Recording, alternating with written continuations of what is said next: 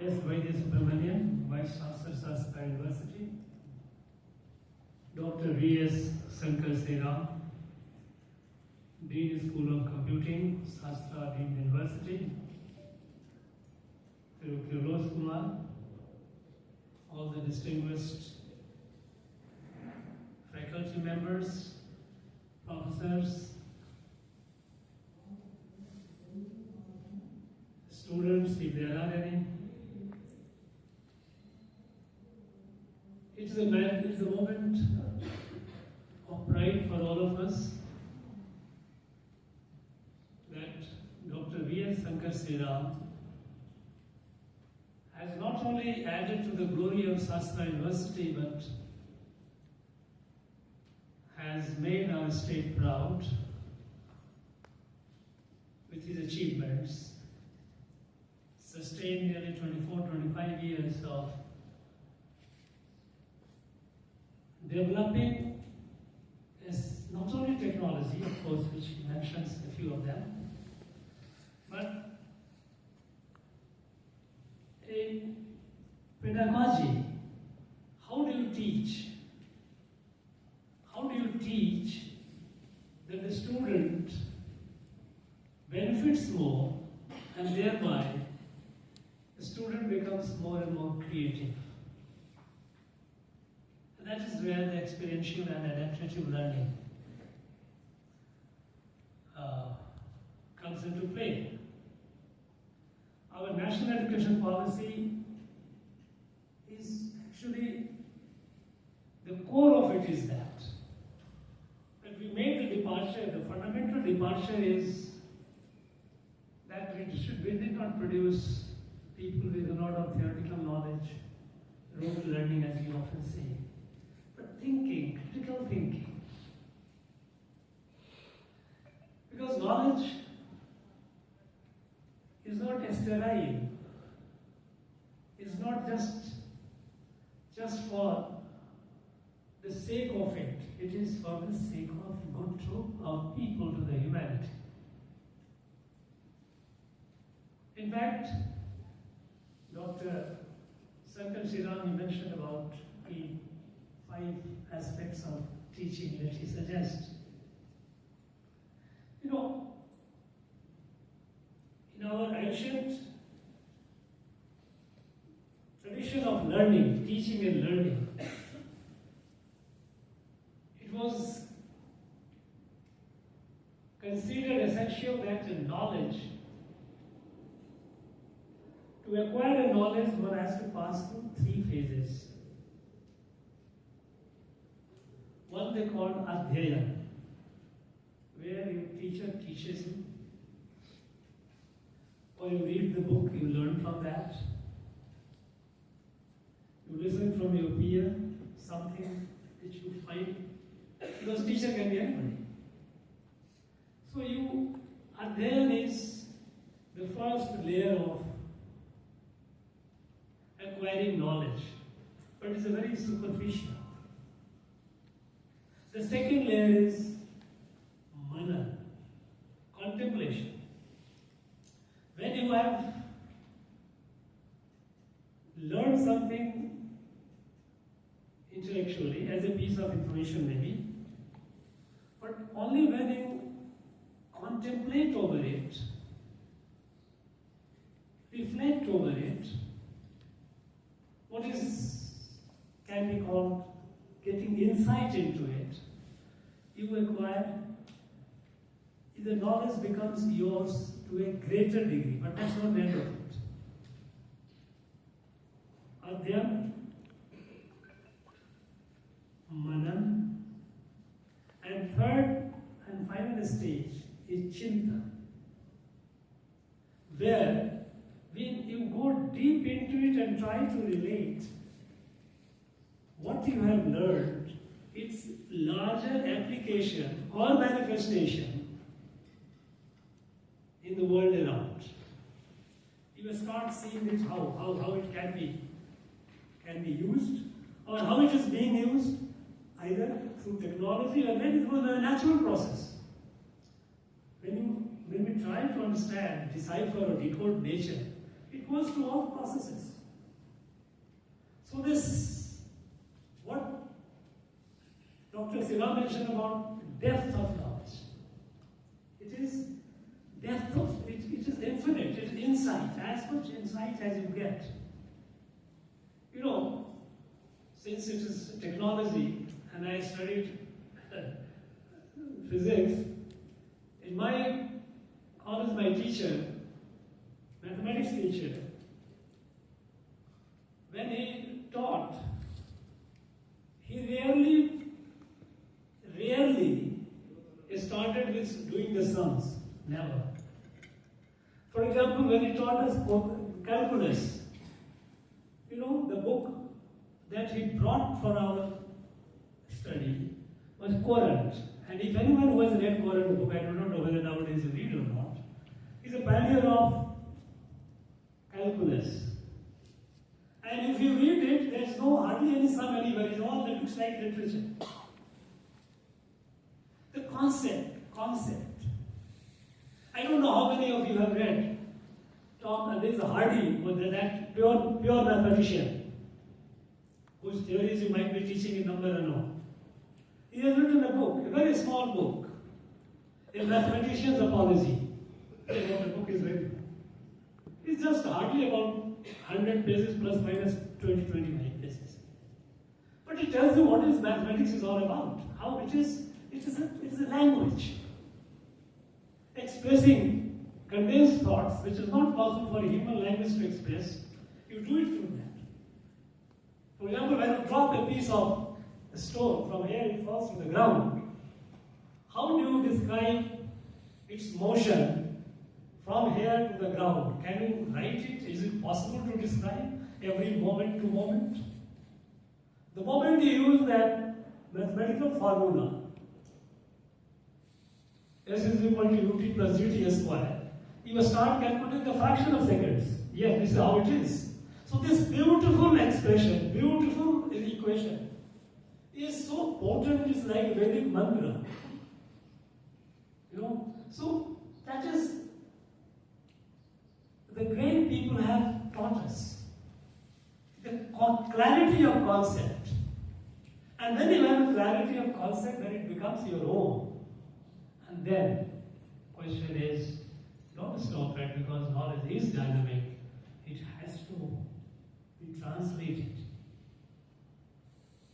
Our ancients have told us, Anabhyase Visham Vidya, Ajirne Bhojana Visham. If you eat the food, that food is not digested, food is a poison. And if you have learned something, and if you have not applied it, they call it a Visham, it's very useless. So application of knowledge. Now, all these received wisdom, we have forgotten for long,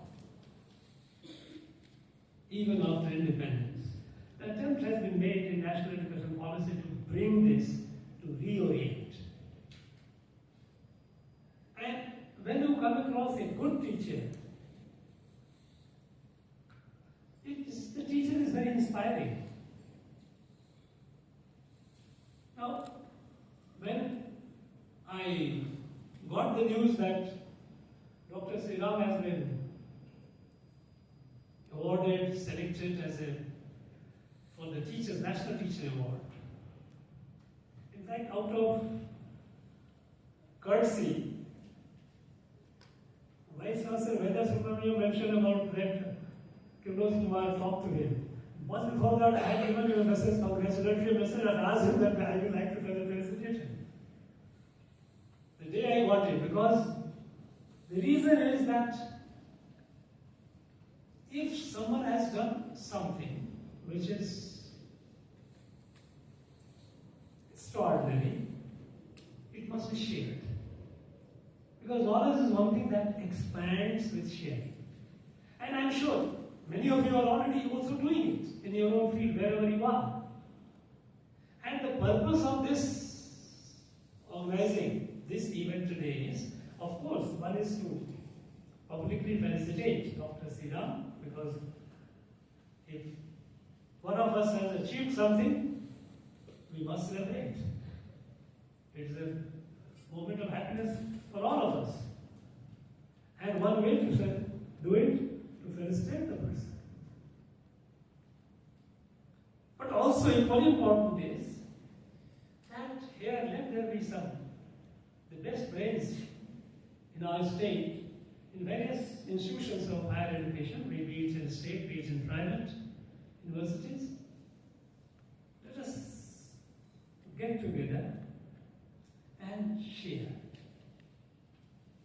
Now, Dr. Sriram will share his experience, how he has been using the AI tools for experiential and adaptive learning. What you are doing you will also share what you are. And in the process, the churning, more and more ideas, more and more ways forward will come up. That's the purpose of it. And I would like that this should not end here.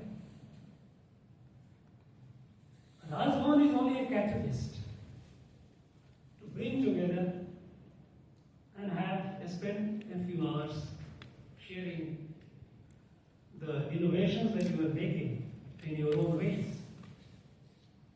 for passing the knowledge, useful technology, impactful technology. You further take it forward.